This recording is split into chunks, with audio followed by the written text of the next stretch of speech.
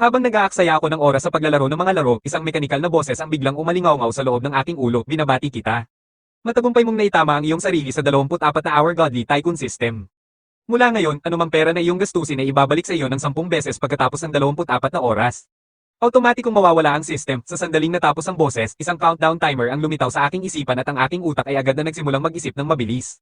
10 beses na cashback, mayroon na lamang akong 2,000 yuan na natitira sa aking account, ngunit kung totoo ito, bawat segundo ay mahalaga. Nang walang pag-aalinlangan, agad kong ni-recharge ang 2,000 yuan sa aking game account. Sa sumunod na segundo, nang inig ang aking telepono dahil sa isang abiso mula sa bangko, ang iyong commercial bank account ay nakatanggap ng transfer na 20,000 yuan.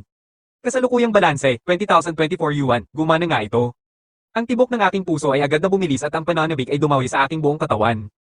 Ang paggawa ng pera ay biglang naging napakasimple. Nang walang pag-aaksaya ng isa pang segundo, naglipat ako ng 20,000 yuan ng direkta sa aking kaibigan na si Ling Ziyan. Halos agad-agad, ibinalik sa akin ng system ang 200,000 yuan. Isang question mark ang mabilis na lumabas mula kay Ling Ziyan ngunit tuluyan ko siyang binaliwala. Pagkatapos noon, pinadalhan ko siya ng isa pang 200,000 yuan at agad akong binalika ng system ng 2,000,000 yuan. Sa sumunod na segundo, malakas na tumunog ang aking telepono. Tinawagan ako ni Ling Ziyan nang may gulat at sumigaw, ano ba ang nangyayari? Bakit mo ako biglang pinadalhan ng 220,000 yuan? Ano ang ginawa mo? Saan mo nakuha ang ganoong kalaking pera? Kalmado akong sumagot, huwag mo nang alalahanin yun. Di ba nang utang ako sa iyo ng 10,000 noon, binabayaran lang kita? Busy ako ngayon, magpapaliwanag ako mamaya, halos sumigaw siya, sino ba ang nagbabayad ng 10,000 gamit ang 220,000? Ang mga loan shark ay hindi ganyan kabaliw, ano ba talaga ang ginagawa mo? Hindi man lang ako nagbagal habang ang aking mga daliri ay baliw na gumagalaw sa screen. Sa totoo lang, gusto ko ring gumastos ng malalaking halaga ng pera agad upang makakuha ng mas malalaking kita, ngunit bilang isang ordinaryong tao, wala akong sapat na paraan para sa malalaking gastusin. Kailangan ko munang itayo ang aking kapital bago gawin ang aking susunod na hakbang. Pagkatapos ay bigla kong naalala ang isang bagay at mabilis kong sinabi, siya nga pala, hindi ba may utang ka pang higit sa 100,000 sa mga online loan? Magmadali ka at bayaran mo na ang mga yan, natigilan siya ng isang segundo bago sumagot, sige, babayaran ko na sila ngayon. Kapag libre ka na, tawagan mo ako pabalik pagkatapos ay ibinaba na niya ang telepono.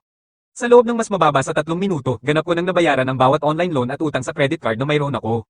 Gumastos ako ng 2,000,000 yuan sa kabuuan at agad akong binalika ng system ng 20,000,000 yuan. Pagkatapos ay gumamit ako ng isa pang 30,000,000 yuan at ang system ay nagbalik ng 300,000,000 yuan. Ang balanse ng aking bank account ay umabot na sa 4.7 milyong yuan. Maliban kay Ling Ziyan, ang lahat ng iba kong tinatawag na mga kaibigan ay karaniwang mga walang kwentang palamunin na hindi karapat-dapat tulungan. Wala nang natitirang bagay sa malapit na nagkakahalaga ng paggastusan ng pera, kaya agad kong ipinasya na magtungo sa isang lugar na ginawa para sa high-end na pagkonsumo. Nagmadali akong bumaba sa pinakamabilis na bilis ng aking buhay at nagpatigil ng isang taxi. Sa sandaling sumakay ako, sinabi ko, driver, dalhin mo ako sa Ferrari dealership sa John Street Road. Kung sa bagay, kung ang mga mayayaman ay gustong gumastos ng pera ng mabilis, ang pinakamabilis na paraan ay malinaw na ang pagbili ng mga bahay at mararangyang sasakyan. Habang nakaupo sa taxi, mabilis kong i-download ang ilang live streaming apps. Hindi ko man lang pinag-abalahang panoorin ng mga streamers. Pumasok ako sa unang platform at agad na nag-recharge ng 4,000,000 yuan. Agad akong binalika ng system ng 40,000,000 yuan nang walang pag-aalinlangan. Nag-recharge ako ng isa pang 6 na milyon at isa pang 60,000,000 yuan ang agad na lumitaw sa aking account. Ang balanse ng aking bangko ay umakyat na sa 74,000,000 yuan. Hindi ko ninais na gumastos ng labis na pera sa isang platform baka sakaling makaakit ito ng hindi ka nais-nais na pansin. Ipinamahagi ko ang isa pang 10,000,000 yuan sa ilang iba pang live streaming apps at matagumpay na nag-trigger ng higit pang cashback. Pagkatapos ay sumandal ako ng pasulong at sinabi sa taxi driver, nagmamadali ako, dalhin mo ako roon sa pinakamabilis na paraan at bibigyan kita ng tip na 5,000. Ang driver ay agad na nasabik at tumawa ng malakas, nahanap mo ang tamang tao ngayon.